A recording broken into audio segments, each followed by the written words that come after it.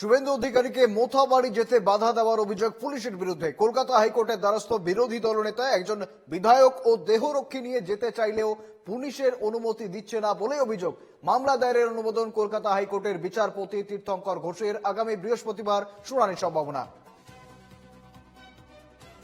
আমি আবারও যাব, সঙ্গে রয়েছেন প্রতিনিধি দেবিকা মজুমদার। দেবিকা, অন্যদিকে শুভেন্দু অধিকারী তিনি আদালতের দ্বারস্থ, বিস্তারিত আপডেট কি রয়েছে?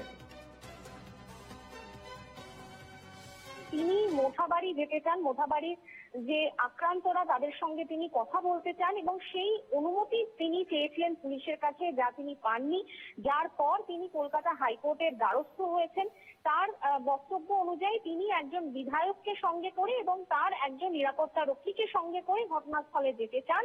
অতিরিক্ত কোনো লোক তার সঙ্গে যাবে না এমনটা তিনি আশ্বাসও দিয়েছেন, কিন্তু তারপরও পুলিশ তাকে অনুমতি দিচ্ছে না এবং সেই কারণেই কিন্তু তিনি কলকাতা হাইকোর্টের দ্বারস্থ হয়েছেন বিরোধী দলনেতা শুভেন্দু অধিকারী।